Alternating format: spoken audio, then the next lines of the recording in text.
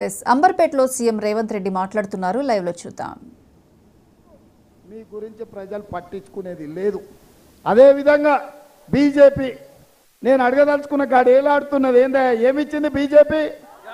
ఏమిచ్చింది? ఆడ పెద్దది ఏలాడుతుంది.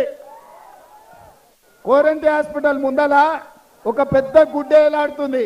ఏందంటే మోడీ ఇచ్చింది, కిషన్ రెడ్డి తెచ్చింది తెలంగాణకు, అంబర్పేటకు గాడిద గుడ్డు.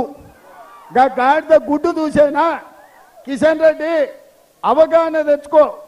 అందుకే మిత్రులారా, బయ్యారం ఉక్కు కర్మాగారం మనం అడిగితే బీజేపీ మనకేమిచ్చింది? గట్టిగా చెప్పాలి, చిన్న కాదు.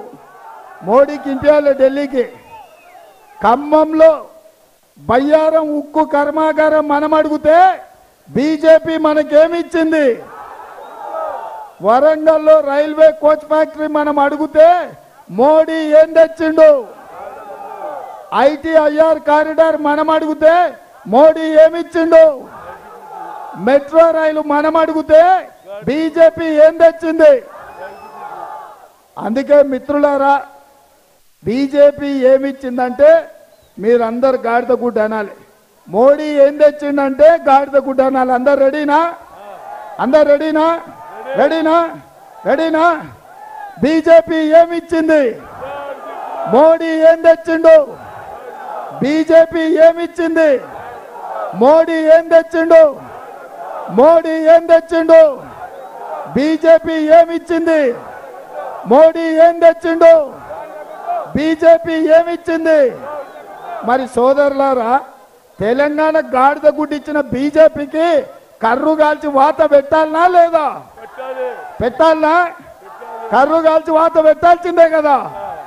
అందుకే మిత్రులారా, బీజేపీల కర్రు కాల్చి వాత పెట్టాలంటే దానం నాగేందర్ను 1,00,000 ఓట్లతో గెలిపించాలి, మెజారిటీ. రెడీనా? నేను 1,00,000 అంటే మీరు పక్కా అనాలి. Okay okay. 1,00,000 1,00,000 1,00,000 1,00,000 1,00,000 1,00,000 1,00,000 1,00,000 1,00,000 1,00,000 1,00,000 1,00,000 1,00,000 1,00,000. జై కాంగ్రెస్, జై కాంగ్రెస్. హస్తం గుర్తుకే, హస్తం గుర్తుకే. ధన్యవాదాలు సోదరులారా. మన రేవంత్ అన్న పేద ఇంటికి పండుగ తెస్తాడు. సోనియమ్మ దివెనతోని రాహులన్న సైనికుడయ్యి పెద్ద కొడుకై యుద్ధం చెయ్య సిద్ధమాయే రేవంత్ అన్న.